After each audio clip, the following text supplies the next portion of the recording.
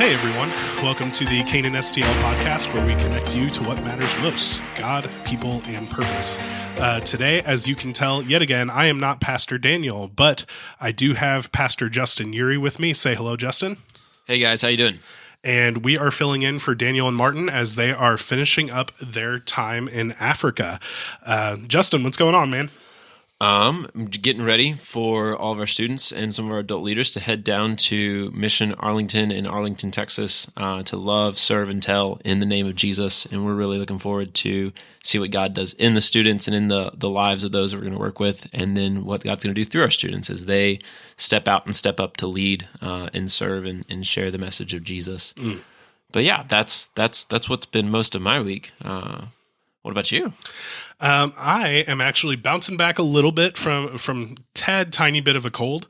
I was told that that's how you know your vacation is really good, is when you come back and you are just so absolutely spent that you get sick. So other than that, yeah, I was on vacation last week, which was good, well rested, a whole week off, and just bouncing back from that. So how ministry works, everybody gets to know this, that just like with most of your other jobs, you know, you work ahead for vacation and then you work to catch up after vacation. You don't actually get to miss any of the things that happen. You just do them at a different time. Yeah, you do a lot before, then you don't do, and then you do a lot after, and it's all okay. Absolutely. That's been my week. Cool. Well, Kevin, since you're here and we're doing a lot afterwards, I have a question for you. Okay.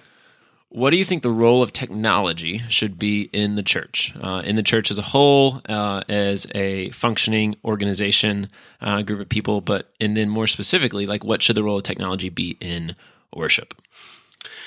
Yet again, very similar to last week with Nathan. You couldn't pick something that wasn't at all divisive, could you? That's not fun. Well, I lead in with this when we talk about technology in the church. Do we accept technology in every other avenue of life? Do we accept it when it comes to, before the podcast, we talked about cars. We talked about cell phones. We talked about the microphone that's sitting in front of our face and the Apple AirPods or computer or cell phone that you're listening to this through. Absolutely. Technology is something that is, yes, a part of culture, but as we'll talk about a little bit more later, is not necessarily something that is defined by the culture. Is that fair? I think it's fair. Yeah. Okay. So one of the things that I always think about is something that used to be very, very popular in churches that isn't really popular anymore: stained glass. Okay. Was a type of technology. I miss stained glass. It's gorgeous. It's really, really cool, especially when done well. Oh, for sure. If you've ever seen bad stained glass, it's not great. Yeah. But with stained glass, when done well, is gorgeous. Yeah. Worked at a church once. We had stained glass on the east side of the building. And so depending on the point of the year, the sun would rise right before morning worship would start, and the sun would come up over the houses and hit the stained glass, and it was great. But yeah, and then when it would set on the west side, if we'd have services at night, it would kind of set through the stained glass, and it was gorgeous, and yeah, it was great. And it served a great purpose, right? Like, I mean, for the people who designed the stained glass, not only were there images usually within the stained glass, right? But also the amount of work that it takes to do that. It's really more of an art form than it is just a labor. And I've drawn the modern equivalent to their before from stained glass to lighting in worship centers that I think it's very similar in terms of the design element and the art form that it can be, and that we are using this as an expression of worship to God. And I think Nathan and I touched on that last week with worship, that worship's not just singing, but worship is acts and doing things. And so from stained glass to lighting, I think that it's a creative outlet that is an act of worship to God. But it's also a technology.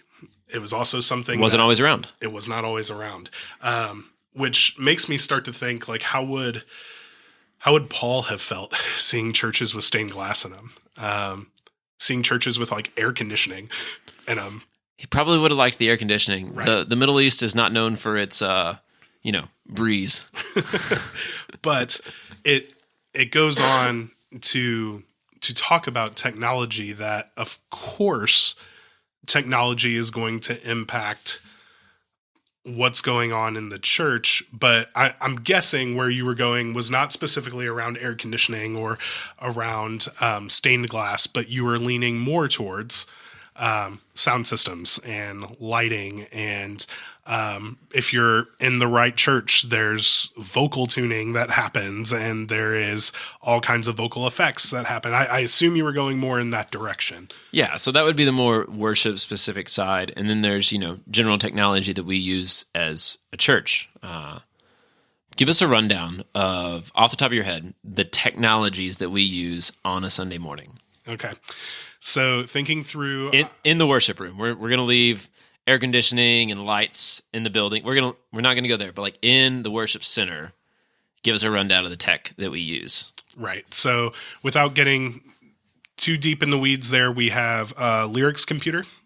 So screens, controlling what's on screens.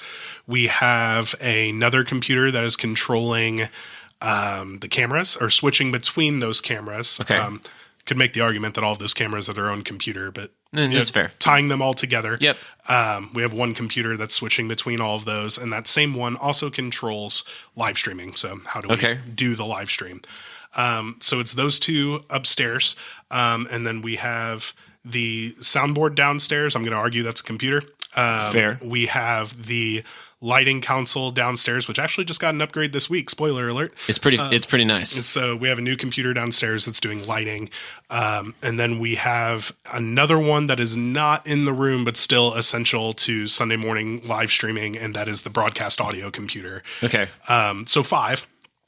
Not counting, there's extras that sometime come into play. My laptop, as I remote in and out of those things. The laptop that's on stage running stuff for our musicians. Yep, that's controlling click tracks for the musicians. So really rounding down, I'm going to say 7. And that's just computers. Right. Not light fixtures that are doing, not just light on, light off, but like light fixtures that can color and fade and brighten and darken. All of the wires that are making sound come from instruments to our soundboard.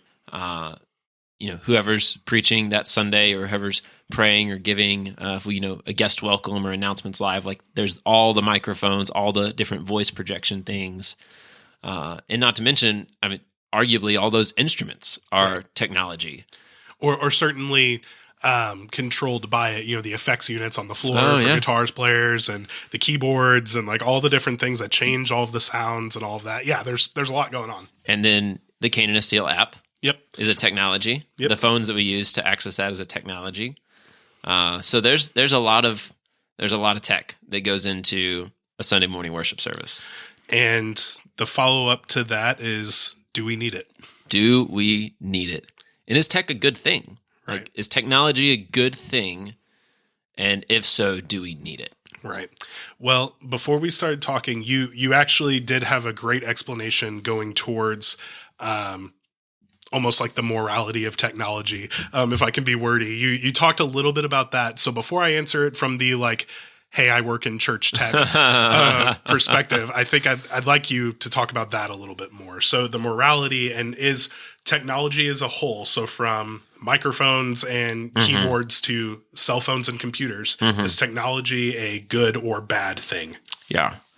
I'm curious what y'all think. But when I think of technology, one of the first places I think of in the scriptures is in, I believe it's Genesis 11. Is it Genesis 11? No. Genesis 6. The Tower of Babel. Sorry, I don't have my Bible in front of me. But it's in the very first few pages of the scriptures, in the very opening in Genesis, we get this group of people who were told to go out from the garden and declare the glory of the Lord throughout the earth as the water covers the sea. It's what we see in Isaiah, it's what we see in Habakkuk. Like, that was the point. But instead of going and going and going, they stop, and then they build this huge city, and they build this huge tower to try to reach into the heavens, and they want their name to be great instead of the name of God to be great. And there's some really fun comments in there written by Moses about how they made bricks, that they didn't make bricks the right way, because Moses was writing this with the people of Israel after they came out of slavery to the land of Egypt, and they were brick makers, and they knew how to make bricks. And so the way that Moses writes that they made bricks, arguably a technology of the day, that the people at Babel, which became Babylon, which is how the Hebrew works. So tying that back into the book of Daniel, like the technology they were using wasn't right. Like it was shoddy workmanship. But the technology that the Israelites had used and had made was good workmanship. So there was better technology available. There was better technology available is how Moses is writing it, but they're using cheap technology to get a job done, to make their name great and not the Lord's name great. And we know how the Tower of Babel ends. Right. God stops the work, he confuses the languages, and we get all the languages, and then they get spread out from there.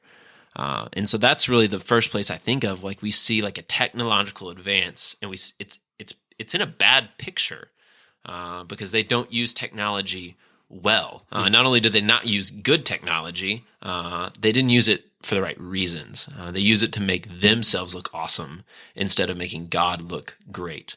And I think that's really the crux, is it's not that the technology is evil, that there's the right tool for the right job. If you've done anything from a computer to build a fence, there's the right tool for the right job. But the technology in itself was neutral. Like it's not a human soul. It can be used for good or it can be used for bad. I love Uncle Ben. I think he was a wise old man. And he said, with great power comes great responsibility. With new technology, we can do great evil or we can do great good. And I think we see that there. I also think we see it in the general story of the scriptures. Like God created the world and put mankind in a garden as this blueprint for the rest of the world.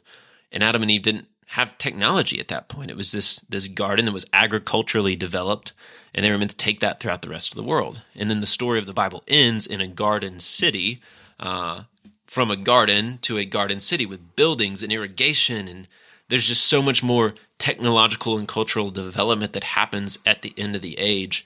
And so I think even the way the story writes, like technology is a part of the human experience. Like it can be a good thing or it can be a bad thing. And we talked about Paul, like he was able to travel so much because they had ships, a technology. Like the message of Jesus was able to cover the known world because of the Roman roads, a new technology, a new advancement. And so technology can be good, it could be bad. I think at the end of the day, technology was meant for the glory of God, but is amoral because in the hands of someone seeking the glory of God will glorify God, but in the hands of someone seeking the glory of self will not glorify God. Right. Even technology was tainted by sin. Even technology. Yeah. The whole earth groans for redemption. Right. Yeah. And that's a great example. The Tower of Babel is a great way to think about not having the right tool for the right job. And I think that carries over into, there are plenty of other examples between Genesis and now. But fast forwarding to 2022, like that is the perfect example for what we have going on in worship services all over the country. Canaan is not a church. Hear me. We are not the most modern technological church that's out there. We are far from the weakest on that scale too. But there are so many churches that would make techie brain head spin. Like there's so much going on at some other churches around the country and around the globe. But having the right tool for the right job is essential. And I think where that whole game changed, much like the rest of the world changed, is when COVID came along. The tool had to change for what we were trying to do. Yeah. With COVID brought the need for every church to be live streaming. Yep. And the need for almost every tech director that works for churches going, how the heck do we do this? But, fortunately at Canaan, although I was not here right at the start of COVID, but Canaan had a lot of the technology already in place. It was something that Canaan was looking towards. So was it an easy transition to flip into all of a sudden, hey, this week we have to have a live stream up? Certainly not. But we were further along in that process than other people would have been. COVID changed the need for the tools that we had. So if technology can be a good thing, it's neutral. Right. We've established that. Why use technology in a church? So COVID is, by the grace of God, hopefully past. We know that's not totally true. We're still living in a post-pandemic world. We still have churches that are live streaming. We have people like coming to our church that like for months had been in one of our in our online campus, like had been joining us online and now are here and have gone through, I think they've gone through first step. We just heard about that. I won't use the name, but yeah, we have some members that have been attending the church. I think it was 3 or 4 months that they had never been here in person. And the first time that they joined us in person was for a first step class. How awesome. Yeah. So this technology can be used for good. We're using technology to expand the reach of the message of Jesus in the St. Louis area. But I still think that begs the question, do we need it? And the short answer to me is... Kevin's also the tech director, so we know what he's going to say. Right. Yes. You could have guessed that I would say yes. But the reason that I would say yes points back to all of the things that you just said, more or less glorifying Jesus. And then not just are we glorifying Jesus, but then are we doing it to the best of our ability? Yes, I am the quote unquote technical director here at Canaan, but I'm not the only tech minded person here at Canaan. We have a few of us around. Yeah. And, I've heard you guys make comments before when a few of us get together, when Pastor Ed and myself, or Brandon and myself, or even worse, when all three of us get together, that sometimes it sounds like we're speaking a different language. It does. It absolutely does. And the thing is that it points back to all three of us wanting to help Canaan glorify God in the best way that Canaan can. I think of examples, Pastor Ed with the FM transmitter stuff that I've seen him do. He's done some pretty cool stuff. I know during COVID, Canaan did a drive-in service where we used that FM transmitter, and we've used it for a couple other events since then. But that, and Brandon's our communications director. He used to actually be a tech director for another church. So he thinks about things this way. And the three of us, we put our heads together and we move forward with how do we best use these tools to glorify Jesus. That's live streaming. That's this podcast. That's the devotions that Daniel does every week. That is using the technology to help take the name of Jesus further. And would I say that it is an essential thing? Maybe, maybe not. I could see the arguments for both. In a room that sits 500 or 600 people, do I think Daniel's voice could carry? I absolutely do. Daniel's amazing voice could absolutely, I think, fill that room, and most people could hear him. I think after 2 weeks of preaching that way, he may not be able to talk anymore. Yeah. But then, even away from if Daniel could, then we move on to worship. And if we don't have all of the technology in place there, I promise you won't hear anything other than drums. It's going to be all that you're going to hear. And then the words of praise that we are singing to Jesus are not going to be heard. Yeah. They'll be read through the screens, but they won't be heard. And so I would make the argument there that yes, but then I would also say that do we need to have technology to worship Jesus? Absolutely not. Yeah. You can do it at home using different technology. You can pull up YouTube and pull up a worship song on your laptop at home or on your iPhone and worship with your family. You can pull up the Word of God through an app. But it's all still technology. It's just different technology. Right. So yes and no, if I'm allowed to play the middle. Yeah. You, I would love for you to share this. We were talking earlier. You talked about some technological uses in the church over quite a few centuries, specifically in the musical realm. I came from, First Baptist, small town Texas, and I think we have like mauve carpet, and we had a piano on the right side and an organ on the left side, and we had the choir, and it was great. And I remember when the youth band led one Sunday, we led, a couple Sundays a year, and the first time the organist wouldn't come to church because we were, using instruments on stage, which I would argue an organ's an instrument. But hopefully I don't think I said that. So she didn't come the first time, but she came the second time and was pleasantly surprised. Was not her stylistic choice, was not her preference, but she, in her words, saw a group of young people trying to excel and doing a really good job at their musicianship to worship Jesus and help other people do the same. And that was always a really cool story of someone who, it wasn't their preference, it wasn't their style, it wasn't their instrumentation choice, and, thought this was actually not a good thing, come around to I see how this can honor the Lord. But you were sharing an interesting development, specifically musically, of church technology and church worship technology through quite a few eras, which I thought was really insightful for how the church has used technology. Sure. So the main discussion that you hear in 2022, right, and for the past